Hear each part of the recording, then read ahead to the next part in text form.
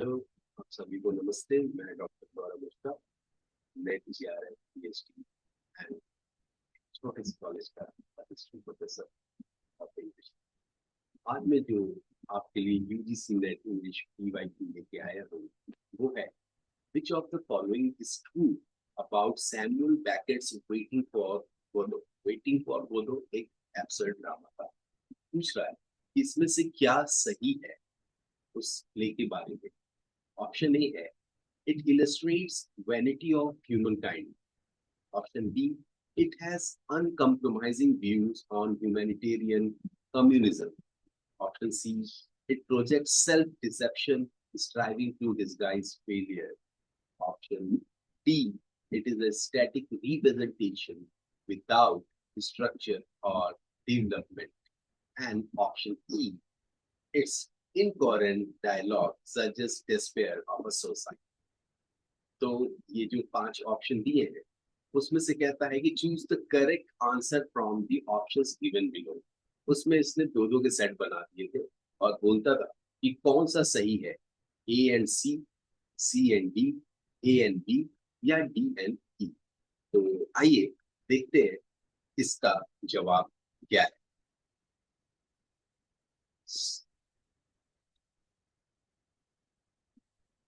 तो सबसे पहले हम देखेंगे ऑप्शन ए को, जो कि कहता है कि it illustrates vanity of human kind.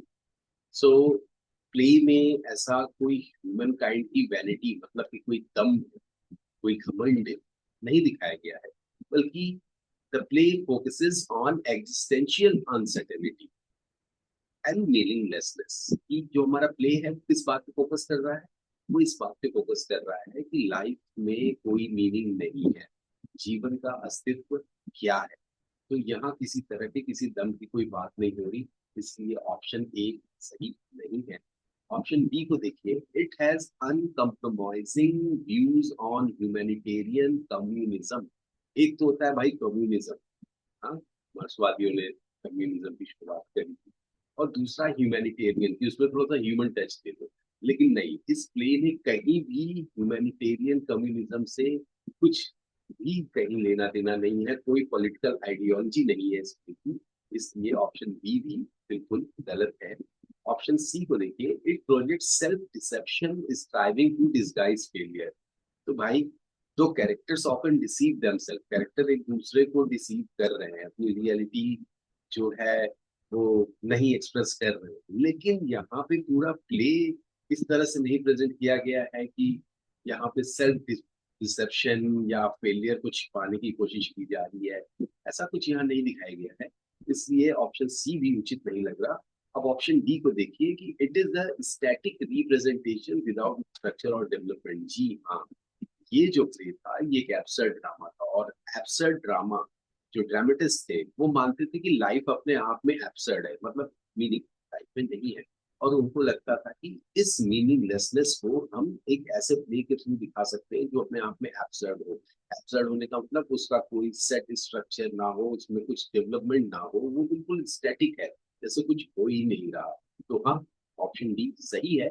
और ऑप्शन ई की अगर बात करें तो it's incoherent dialogue suggest despair of a society. बिल्कुल, जो दो कैरेक्टर्स हैं, लीड कैरेक्टर्स जो होते हैं, उनके जो डायलॉग्स हैं वो पेसिमिज्म से भरे हुए हैं, निराशा से भरे हुए हैं।